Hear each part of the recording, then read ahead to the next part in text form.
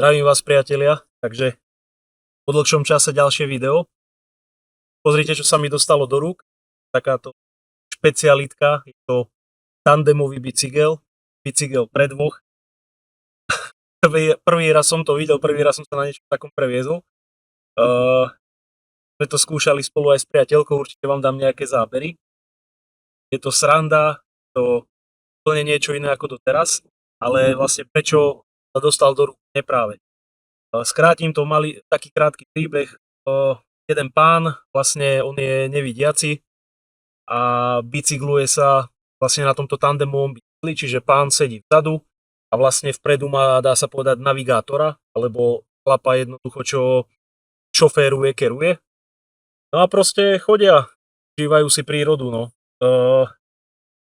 Všetko by bolo super, len pán mi volal s tým, že v podstate ten bicykel bol klasický bicykel, dával si to tuším na mieru robiť niekde v Čechách, čo je všetko super, nebolo to úplne lacné, ale nemal tam ten motor. No a proste idete dvaja, dajme tomu 80-90 kg, ten 90 kg chlap, plus ten bicykel sám o sebe, vidíte, aké to je monštrum veľké, je to pomerne ťažká záležitosť, tak je to celkom halus na tom bicyklovať, dať do nejakých strmších kopcov. Tak pán mi volal, či by sa to nedalo proste prerobiť na elektrobicykel. Ide o to, že vlastne pán mi vravel, že skúšal kontaktovať, alebo či niekde to videl, alebo neviem, jednoducho našiel tandemový bicykel, ktorý už je hotový elektrobicykel. Neviem, ako to je s watážou, či tam tiež platí tých 250 W, čo by mi prišlo, že je dosť slabé pre dvoch ľudí na ten motor, ale keď to skrátim, pán mi povedal, že ten tandemový elektrobike stojí okolo 10 000 eur. Sa to robí niekde na mieru, vyrába a proste tak potom vlastne sme išli touto cestou. Ten bicykel v podstate, keď to poviem, s robotou 1100-1200 eur. Dával sa tam proste najsilnejší motor, je tam ten Tongsheng TSD Z16 a plus veľká baterka 52 V 20 Ah, čo je taký okolo 1000 Wh. Čo sa týka montáže, bol to dosť veľký oriešok. Priznám sa, že potrápil som aj ja svoje mozgové závy. Bolo to rozoberané a skladané asi 10 krát. Fúr nám niečo nefungovalo, keďže ten prevod tam je spredu, dozadu, nie takto, skrátim. Alebo pekne od začiatku pomeň. Prvý najväčší problém bolo vlastne namontovať tam ten motor. Ja vám dám aj detálnejšie zábery. V podstate od polovice dozadu ten bicykel funguje, alebo konštrukčne je rovnaký ako normálny bicykel. Čo sa mení je vlastne táto predná časť. Toto stredové zloženie, kde sa dával motor, nie je štandardné. Ukážem vám to na videu, bližší záber. V podstate ten motor sa tam musel vložiť, muselo sa tam pribrusovať v ráme, tak aby to všetko zapadlo.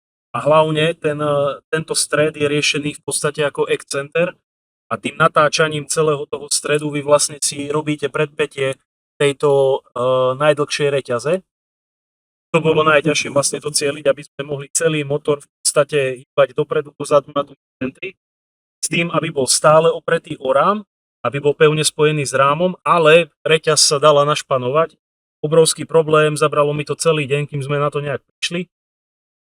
Druhý problém bol vlastne to stredové zloženie toho spolujazca, to zadné. Tam v podstate bolo treba vyrobiť v podstate úplne nový prevodník alebo dvojprevodník, kde išla z predného motora šla reťaz na jeden prevodník a potom druhého prevodníka šla reťaz na zadné koleso. Čiže ten sa vyrábal v podstate na mieru, tiež vám tam môžem dať bližší záber. Potom zase bol problém to celé zladiť, aby to radilo. Potom nám zase na tom strednom prevodníku, na tom stredovom zložení nám zase šúchala reťaz jedna od druhu, keď bolo zaradené na tie úplne najväčšie alebo najmenšie prevody, respektíve najmenší prevod, tak reťaze o seba šúchali. Potom sa tam dávali úplne iné prevodníky, lebo vlastne sme prišli na to, že musí byť tento hlavný predný prevodník a hlavný stredový prevodník by mal mať čo najlepšie rovnaký počet zubov. prípadne odchýlka 1-2 zuby viac nie, lebo keď to poviem jednoducho, vlastne jeden krúti rýchlo a ten druhý za ním strašne pomaly, alebo opačne. To by malo byť zladené. Jednoducho ten bicykel je celý náročnejší. Takto, celý ten bicykel je hodne komplikovaný a keď sa do toho dával ten motor, bol to dosť oriešok, ale nakoniec sa to podarilo. Boli sme sa s priateľkou previesť, je to strašná sranda.